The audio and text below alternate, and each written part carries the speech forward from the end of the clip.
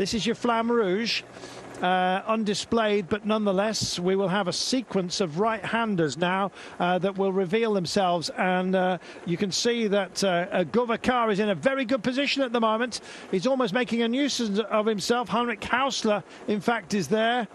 In fact, it's going to be Hausler by the looks of things for Bahrain there, however, just getting himself into a nice spot right now. Ackerman using some shoulders here.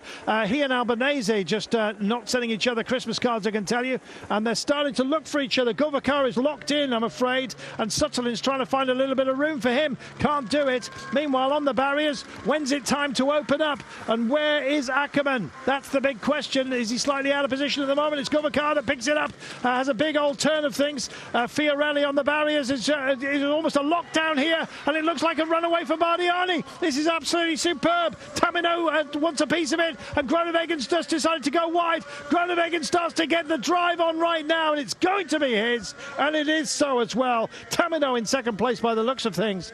Groenewegen had to leave that late, and you wondered where Fiorelli was going to finish there. Decent finishing position for the boys in the plum. Fiorelli did get there, and indeed offering up some thanks to Kolnagi, but Groenewegen comes home, gets a pat on the back from Ackerman. That was a tough day, harder than anyone thought it might have been. And there is Groenewegen as well, the youngster who is very much in the frame.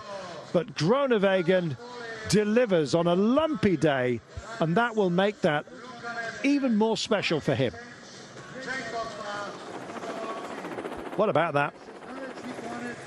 It was quite a chaotic run in there, wasn't it? In that final 1 kilometre, you know, the fight for the right-hand side of the road as you go into that final roundabout with a kilometre to go, and you started to see there was no real organisation. You saw that Groenewegen, he was trying to take it up early, being on the in the middle of the sprint train of Bike Exchange Jayco at this point, and Jascha Sutterlin having to do a lot of work to come back around to try and get a hold of the young Slovenian at this point. You just see Sutterlin coming round here, but it meant that Groenewegen got himself boxed in, and meanwhile Dylan Groenewegen having a very, very nice run to the finish, sitting in third place on the right-hand side of the road. But again, also Pascal Ackerman getting himself boxed in. No real space to get out. It was almost shoulder to shoulder.